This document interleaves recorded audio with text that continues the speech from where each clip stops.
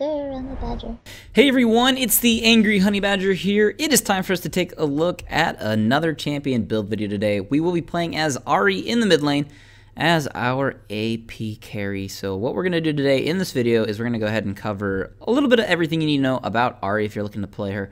What we're going to do is going to talk about her runes and her masteries, her abilities, how they work a little bit, and of course her items and what you might want to try building on her if you are going to be playing Ahri. So starting off in this build, let's go ahead and start with those abilities. So first off, we have her passive, which, you know what, we'll put it on hold for a second. We're poking at Ziggs and our jungler has showed up. So what we're going to do is we're going to get into a little bit of a fight in just a second. We're going to get the knock, and then the flash comes in. We're both going to flash, just secure it simply.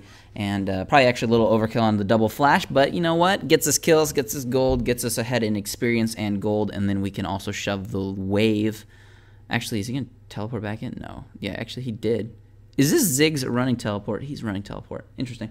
So yeah, it's going to help us out early on in the game. So let's go ahead though now and cover abilities and everything you need to know there with Ahri. So starting off, we have her passive, which is her Essence Thief. Now what happens here is whenever you use an ability and it hits an enemy, you are going to gain charges. And once you get 9 charges, your next spell will heal you, which is pretty nice. It's a good way to pick up health, to say. But that's pretty much all it does. It's pretty nice. Your orb in your hand will glow green when you have that charge available, if you're trying to keep track of it. Next, we have your Q, which we're going to put a point in at level 1, which is your Orb of Deception. Ahri will throw out her orb. It will deal magic damage on the way out. When it comes back towards her, though, it will deal true damage coming back towards her. So it's going to deal a little bit more usually then because of the lack of resist since it's true damage. So that is your Q ability. I like to max this out first. It's really good for wave clearing and decent just poke in general. It'll go through everything and hit everything and deal damage that way. It's pretty nice. Max that first. At level 2, we put a point into our E ability, which is her charm. She's going to blow a kiss, which is that big pink heart, out at the enemy. When it hits them, what will happen is they will cause them to walk harmlessly towards you for a duration of time, depending on how many points you've maxed out in it. The longer duration you get from it is based off of how many points you have in that ability. Additionally, increases the magic damage Ahri deals to the target by 20% for 6 seconds. So it's really, really important as Ahri to land your charm if you're trying to deal maximum damage to the enemy. Kind of where they put all of her power when they've changed around her kit a little bit over the years, and they wanted to make more of a skill-based kit. So you got to land that charm if you want to deal the maximum amount of damage to that person. So very important to land those charms. So good luck with that if you are playing Ahri. Work on those charms, pretty important. We're going to typically, though, max that out last.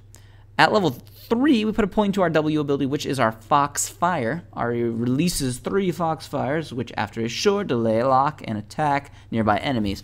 It prioritizes champions, which is nice, but if there isn't a champion in the range at the time, it will shoot them off towards minions if there's minions next to you, so you got to be kind of careful about that. It will deal magic damage. Additional Foxfires that hit the same target deal 30% damage, up to a maximum damage. So you just need to be a little bit careful with it. It's pretty nice, though. It does some decent damage, helps you clear. Obviously, if they're alone, you're going to hit all of them on the same person, which is, you know, good because you're hitting the enemy champion, which is helpful. But we're going to get into a tiny fight. Everything's a tiny fight because, I don't know, it is. We're going to pick up a kill on Gragas. We're going to go back towards Ziggs. Good hook by Thresh. Deal some more damage to him and pick up an assist, which will now put us at 2, 1, and 3, which is fine. So what we're going to do is we max out that Q first. We max out the W second. We put a point into at level 3, and the charm last typically. And then we have your Spirit Rush, which is your ultimate, which is actually really cool. What's going to happen here is Ahri's going to dash in really any direction she wants to, damaging 3 nearby enemies. It prioritizes champions once again. It's going to deal magic damage. You can cast this up to within 3 times within 10 seconds before it goes on cooldown, which is really awesome. It's like 3 flashes that deal damage, and you can use them in any direction, not just, you know, obviously one way. So I think it's a really fun part of her kit. It allows her to chase and disengage or do both really in a fight. You can engage with it and then kind of disengage backwards off of it and then re-engage forward with it. You can do all types of stuff. You can use it through walls. You can use it to get away. You can use it to, you know, jump in on their face. We're going to use it a little bit here. We're going to land that charm, extra damage. There's just an explosion of zigs. So it's really, really, really good ultimate. I think it's actually one of the funner ones in the game. It's not even like super complicated or anything. It's just really fun to use. And you can use it in some unique ways, like I said, when it comes to, you know, initiating or disengaging. So that is your Spirit Rush. Obviously, you put points into it, level 6, 11, and 16. Now let's talk about the items a little bit so far that we have built on Ahri. So far in this game, what we've done is we've picked up a couple Dorans rings in the laning phase. We also pick up that Codex, and we picked up a needlessly large rod.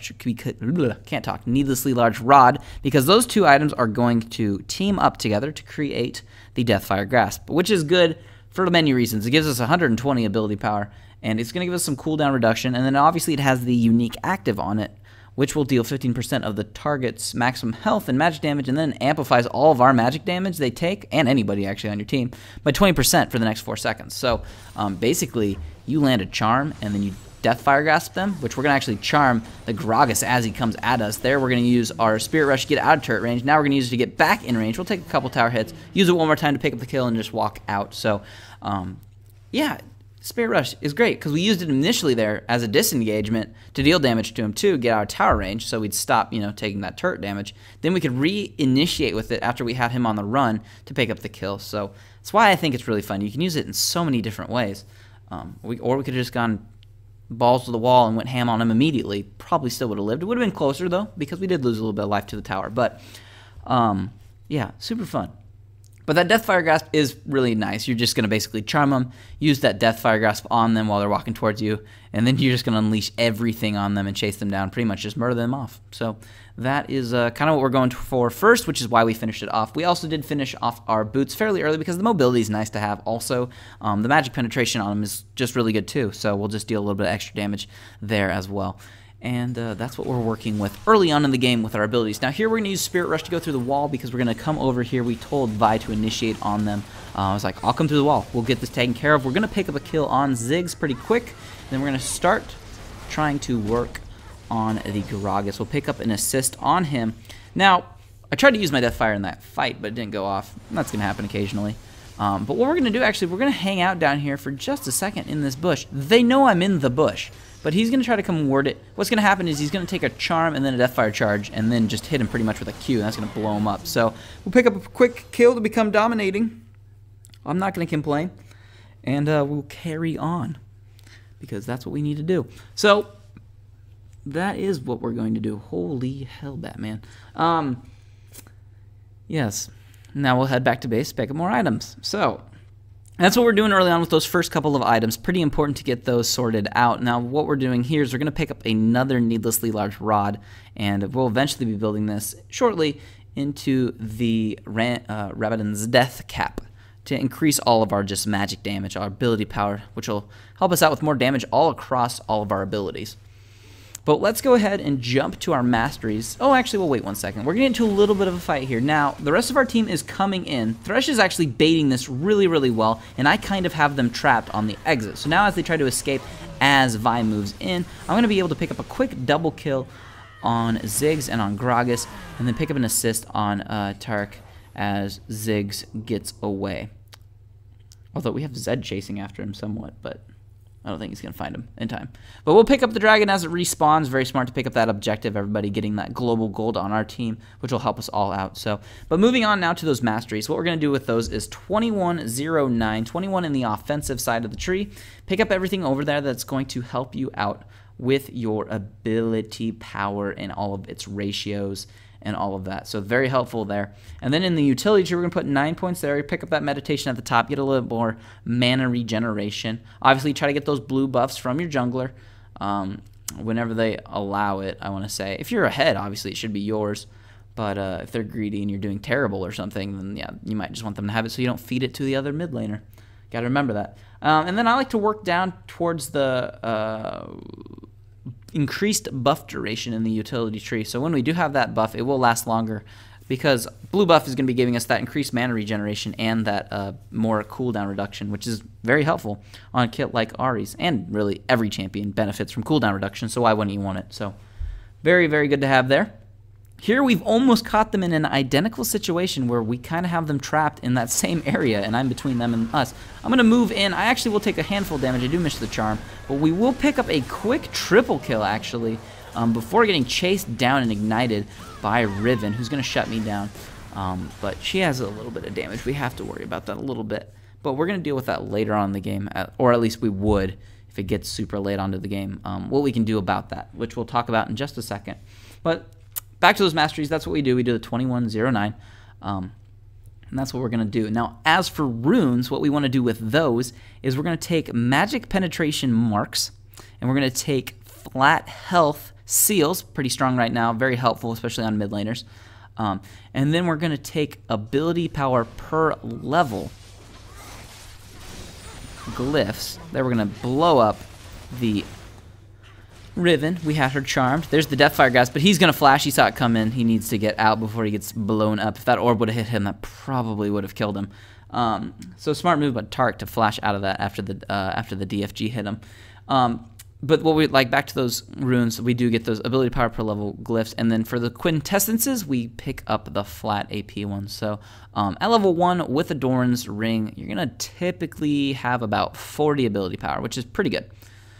And yeah, that's what we're doing early on in the game. A little bit of a fight. Actually, we're gonna overcommit to a little bit of a fight here. I just want the kill. We're ahead by quite a bit. So unfortunately, gonna get caught out. Wasn't quite close enough to the lantern to take it for rescue, but could be worse. Oh, and then there's Caitlyn, who was standing on the outside of the wall. I don't know. She's like, now she's picking up kills, but why was she outside the base? Her range isn't that good. Yeah. Now, back in base, we have finished off the Deathcap, which is helpful. And then we're going to actually finish off an item I may have rushed a little too soon in some people's eyes. But this is what I used to originally buy on Ahri. It was really fun. It was the Rylai's Crystal Scepter. And it allows the kitiness of Ahri to just work even better. She kites really, really well. So with Rylai slowing them down, it's going to help even more. Now, the next two items we usually would go for, if you wanted to go for them a little bit sooner, is typically, I'd say, get the Hourglass for the stasis and the ability power and the armor, and then also a Void Staff. And that will typically round out the build quite nicely with that Rylai's too, because it'll give you then that health, a little bit of armor, and then more damage with the Void Staff. But that's going to be the game. They will surrender. Everything you need to know is in the description. If you have any questions, put them down below. But until next time, I'll just see all of you guys in the next build video. Once they get pushed back, I will decide to move in. So I will now. Here I'm actually going to flash in. We're going to go for it. Use the ultimate, murder through Vi, and then just simply lunge forward and finish off Nidalee. So we have a ton of damage right now.